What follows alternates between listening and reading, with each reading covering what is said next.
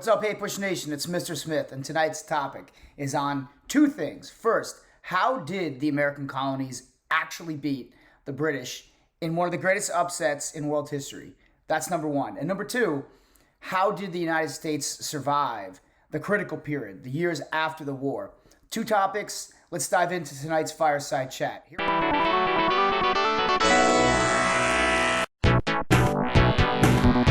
All right, so before we talk about the Revolutionary War, a little bit of sports trivia, and this one hits close to the heart for me as a major horse racing fan. The term upset, as it's used in sports often, but as well as history, comes from a sports moment in time when one of the greatest horses that's ever run, named Man o' War, lost at a race in Saratoga, New York, my all-time favorite racetrack and close to my home in Albany, New York. Man o' War was defeated by a horse named Upset, and because it was such an incredible defeat and such a surprising victory for the horse Upset, that term became synonymous with when an underdog, a team or in military history, an army that's not supposed to win a war, winds up defeating a much more powerful and a much more favored side to win in, again, whatever context it may be. So that's where you get the little bit of the contextualization for the term upset. But tonight we're going to be breaking down how the United States pulled the upset over the United Kingdom in the Revolutionary War. And I've come up with 5 reasons to contextualize this. So let's get down to our 5 reasons on how the United States' victory in the Revolutionary War is one of the greatest upsets in world history.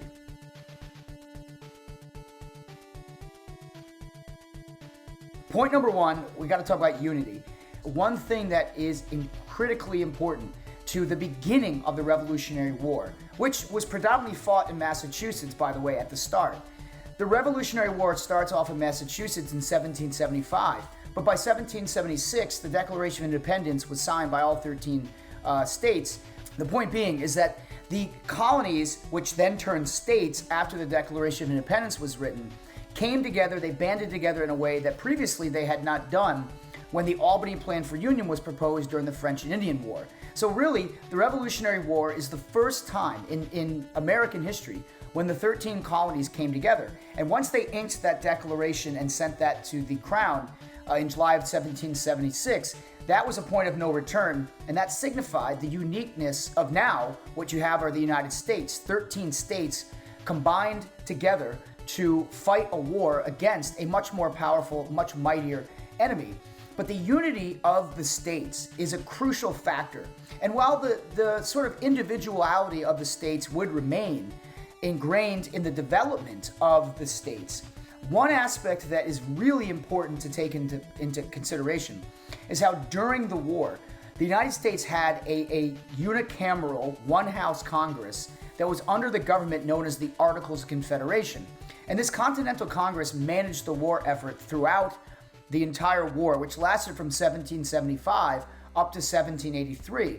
And having one government, although we'll get into later on why that government wasn't exactly the strongest government, having one government was a critical portion of why the colonies turned states were able to succeed in the Revolutionary War. But don't get it twisted, because there were actually about 20% of the American colonies, 20% is the rough estimate the historians have come up with, that remained loyal to the British during the war. And that posed a very difficult challenge for the newly formed United States. And these loyalists were sometimes referred to as Tories, which is a reference to a political party in the UK, or just loyalists. And throughout the war, they conspired against the American government to fight alongside and assist the British. So that's a key point that I wanted you to realize. But no matter what, the Americans formed a new government after the Revolutionary War, and all 13 states came together to combine forces to take on the British. Without that unity, maybe you don't get a victory.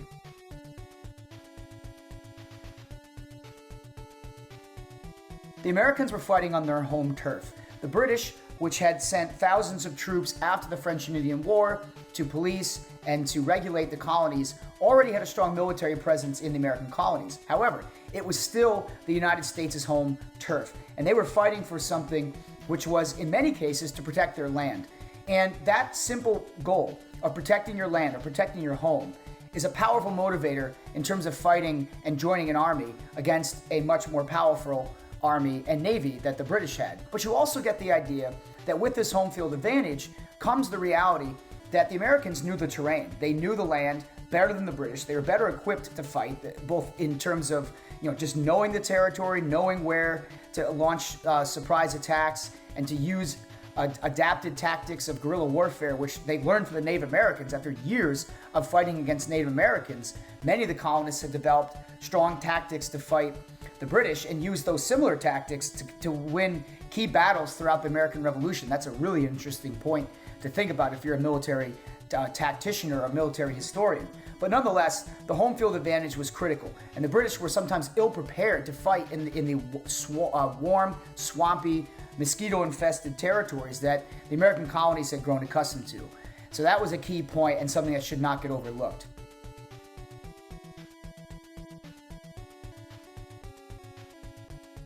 The American military was a ragtag, hodgepodge military formed of mostly volunteers who were bakers, butchers, school teachers, lawyers, doctors. I mean, you name it. People came, farmers mostly. People came from all walks of life in the American colonies. And as we know, the American colonies were relatively diverse, religiously, ethnically, multi-language.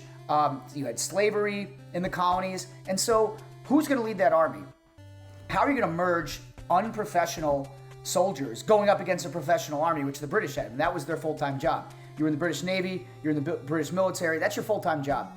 And so here is George Washington's ultimate task. And Washington was named the commander-in-chief of the Continental Army, something that the new United States Congress, under the Articles of Confederation government, made sure to put Washington in charge. And we had talked in my class, but I'm sure those of you out there have learned, that Washington was a soldier in the French and Indian War, and so he had fought alongside the British, learned their tactics, learned their strategies, and that would prove to be valuable information for George Washington as he commanded this new army. But Washington is certainly not the only general. And in this video, I'm not going to go into a long list of Continental Army generals, but I want to give you a quick anecdote that sort of highlights the challenges that Washington and his army faced as they were trying to fight back the British. And one of the chief consequences of having an unprofessional, non-really trained military was many of the military volunteers fled after their contracts were even up. Many people just deserted the army.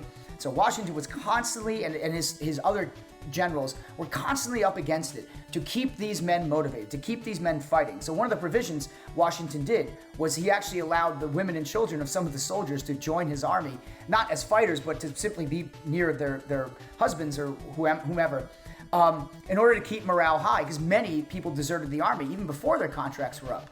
Another sort of provision that Washington made, and this is going to play into another part we talk about here briefly, is that Washington eventually, in the beginning of the war, did not allow black soldiers in his army, whether they were slaves or whether they were free blacks.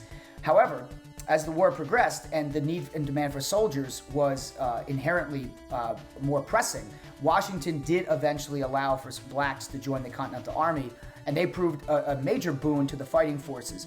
Native Americans also, some groups fought with the Americans as well. So the tactics, the strategies, when you're fighting as an underdog army, Washington and his generals often adapted their tactics. And another really good example of this was in the southern theater of war, in the southern states like South Carolina, Georgia, North Carolina, where two generals, I am going to give you their names, Nathaniel Greene and Francis Marion.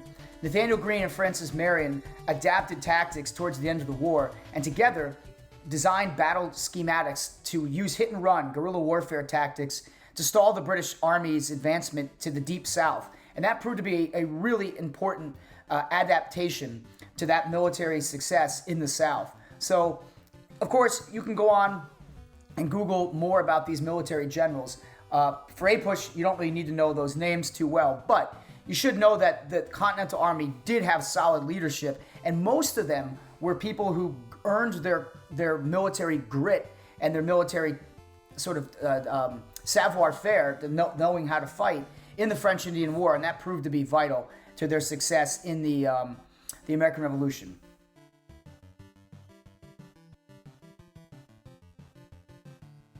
Point 4 plays off of point 3 in a sense, because I want to talk about the role of African Americans, women, and natives in the war effort against the British as we build up to our 5 reasons why this is such a big upset. First of all, I already mentioned that blacks did fight in the war and they proved vital to the military success. But slaves continued to do the hard labor that they were forced into, and that made sure that the soldiers were equipped and fed. So can't underestimate the importance that played. Now, some blacks did fight against the Americans because the British tried to appeal to many slaves by saying if they fought for the British, then they would be freed. And many blacks did that, including there was an all-black fighting unit in Virginia. There was a strong contingency of black Americans that fought against the British and proved to be valuable soldiers in the war effort. The other group, natives, which some fought with the Americans, some fought with the British. Certainly the tactics, I've mentioned that a couple times, but we can't discount the role of women. And while there are anecdotes of some women fighting in the war effort and disguising themselves as male soldiers, the greatest contribution that women made to the Revolutionary War effort was to steady the home front. Women tended to the farms, they maintained their homesteads, they kept the industries going while the men were off at war. And this wasn't in terms of like large-scale factories, which would be the case in World War II, for example, or World War I, or even the Civil War. But a continuity that we'll study throughout the course of American history when it comes to the military is going to be how women step up, and they will take ownership of the household domestic responsibilities that are necessary to win a war. And in the Revolutionary War specifically, not only were women maintaining a sense of stability at home, they also made clothes, they tended to the farms, they raised money. This was a huge contribution women made. They raised money so that the war effort could be funded through private donations. So that was arguably one of the greatest contributions that women made, was that they raised money in order for the male soldiers to continue to fight and have supplies and whatnot. So without the role of women, blacks, and natives, again, it'd be awfully hard to have defeated the British.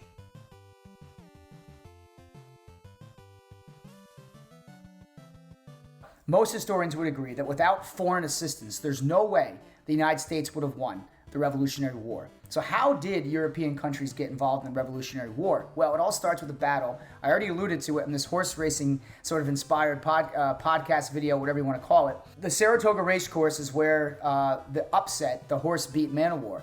And in 1777, one of the greatest upset victories in military history came when the Continental Army defeated the British Army at the Battle of Saratoga, which is in upstate New York. And in defeating the British in the late 1770s at the Battle of Saratoga, this sent a message to European nations like France, like Spain, and other states as well, that the Americans were for real, that they had what it took to defeat the British, and by pulling off this major upset victory at Saratoga, the American military proved it was a formidable force. Now, this by no means meant that the war was over, and by no means did this equate to American victory in the Revolutionary War. There were still many years of fighting remaining, but the Battle of Saratoga is the turning point of the American Revolution, primarily because it convinced French, especially, French assistance to come into the war. France spent millions and millions and millions of money, dollars, currency, the franc, which was their currency back then, but millions and millions in fighting the war.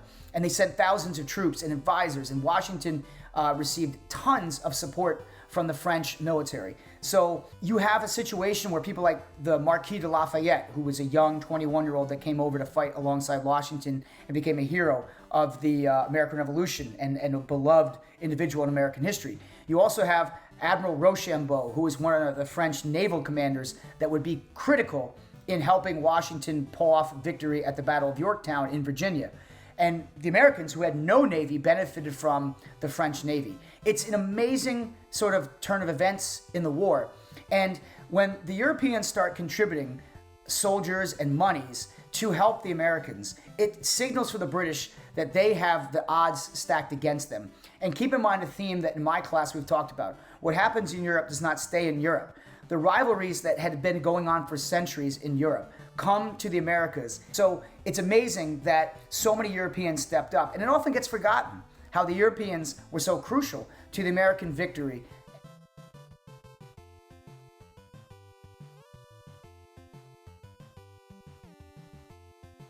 Now, with the war over and the Treaty of Paris, that was named the treaty that ended the war, signed in 1783. The Treaty of Paris, and that's not the only Treaty of Paris we study here in APUSH, so be ready for more Treaty of Parises. But with the war over by 1783, the United States now has a new horizon to look forward to. But as we're going to discuss here in a moment on this much longer version of the Fireside Chat, the new challenges the Americans faced would be critical for them holding on to what they had won in the hard-fought battle of the American Revolution. So with the war over, the United States turned to a new chapter, which is often referred to as the critical period. So just like with the upset victory, I'm going to give you 5 challenges the new United States faced as it turned the pages and was freed of British control with the Treaty of Paris in 1783. And the first challenge was just the Brits would not leave. Despite agreeing to recognize the American sovereignty in the Treaty of Paris, the British held onto many of their territories out in the Midwest that they had acquired from the French and Indian War. And they were not leaving forts. They maintained a military presence in certain parts of the new United States. Of course, the British lost so much territory to the Americans, and Spain, who had helped the United States, remained in the New World as well. And France got a lot of that land back in Canada and in Louisiana and the Caribbean for helping the United States. So France showed how it paid to be a winner, although by helping the Americans, by the way, the French fell into massive debt, raised taxes, and then that triggered a whole revolution in France. But that's a AP Euro, AP World topic. But the Brits' presence remained in the Americas, and that would foreshadow a future war in the War of 1812. So when we get to that, keep that in mind. The second thing that came with all this new territory, point number 2, is that the Americans now had a new problem with Native American resistance. Just like with Pontiac's Rebellion, which came after the French and Indian War, the United States now had to deal with Native resistances out in the Midwest territories where natives have been gradually pushed over time forcibly. And a good example of a conflict that brewed in the new United States, and one of the most critical battles that set the stage for American hegemony in the Midwest, was called the Battle of Fallen Timbers, where the United States Army defeated a large contingency of native tribes in the Midwest.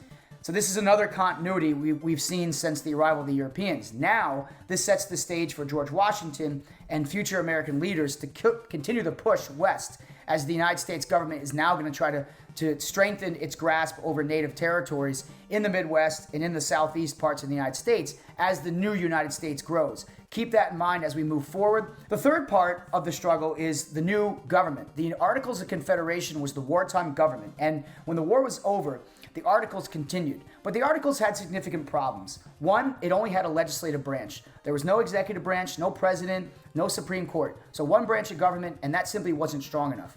2, that new government couldn't tax. The power to tax was actually left up to the state governments, as was the power to raise revenue and other currencies. In fact, Rhode Island had its own darn money supply. The rest of the states were all trying to figure out what form of currency. Rhode Island's like, hell, I'm just going to go and form my own currency. So the new states couldn't figure out and get on the same page about financial issues. And so in the early years of the critical period following the war, 1783, 1784, etc., the United States government was in serious, dire financial crises. So that is a huge problem. Plus, the Articles were also weak in the sense that there was no uniformity.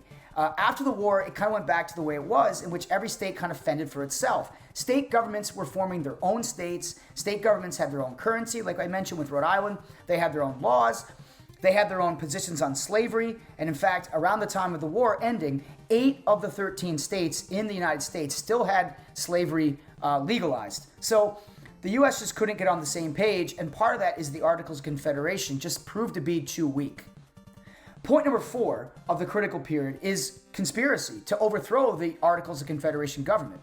Many of George Washington's former colleagues and generals, because Washington retired after the war to go back to Mount Vernon, many of them rallied in Newburgh, New York, where they were plotting to overthrow the Articles of Confederation government. Congress heard about the plot, and they sent Washington to go talk to his former soldiers. And the story goes that when Washington showed up after many days of traveling, he was tired, he was cranky, and he read a speech that he had prepared. And in going to read the speech, he put on a pair of glasses. And apparently, according to eyewitnesses, Washington just looked so frail and tired and was shaking as he went to put on his bifocals. And the sight of George Washington, and I kid you not, you can look this up, at the sight of George Washington, though, apparently, struggling to put on his bifocals, was so tear-inducing that members of his former army collapsed to the ground and were sobbing and felt so guilty about their role in this potential overthrow of the government that they went home and nothing ever happened of it. So, but that underscores the fact that members of the military were against the new government. So chaos was reigning supreme in the critical period of the 1780s. And that brings me to my final point. An actual rebellion that did occur in the late 1780s that spelled something had to change. And that rebellion is called Shays's Rebellion. Daniel Shays was a Massachusetts veteran of the American Revolution. And Shays's, like many Massachusetts farmers, fell into debt after the war. One of the big reasons they fell into debt, well, they left their farms during the war. They couldn't pay back the debts that they incurred during the war. And then, as we know, the taxation problems that the national government faced led to the national government being in debt, and they couldn't pay their soldiers. Soldiers who fought for the Continental Army were supposed to get this big bonus, and they weren't being paid. So many soldiers in Massachusetts were going to jail. They were being thrown in jail by the local government, the state government as well, because they couldn't pay their taxes. But these were heroes of the Revolution, and so Daniel Shays, who was a captain in the Continental Army, he rallies a group of dozens, if not hundreds, of Massachusetts veterans, and they go to the local Massachusetts government and they try to overthrow the government with violence. Eventually, Shays's rebellion was put down, but word of Shays's rebellion spread, and it trickled all the way into the other states, and all of a sudden there was this very palpable fear that another uprising could exist. And by 1787, right, 40 years after winning the war, the United States was in very rough shape. And this critical period demonstrates just how perilous and tenuous the United States was at falling apart. And that is why ultimately in 1787, members of all 13 states sent delegates to go to Philadelphia in the summer to rewrite a new constitution. And that's where we'll arrive at the Constitution's development. So make no mistake, winning the war, one of the greatest upsets in military history. But after the war, so many problems that the new United States faced led to the new United States being in this critical period that would ultimately wind up with them having to write a new constitution. I threw a lot at you. There's a lot to digest. You've got your visuals, you've got your bullet point slides to go with this presentation. I hope you've all enjoyed the video. Feel free to subscribe, leave a comment. Let me know how you're enjoying these fireside chats this year. For my Boas crew, we're going to get after it this week and have a great finish to a spectacular week with our Mount Vernon field trip. So I'm excited for all you to settle in this week and continue our push towards finishing up period 3. So as always, I'll remind you how the past shapes the future. Take care, APUSH Nation, and have a great rest of your week wherever you are.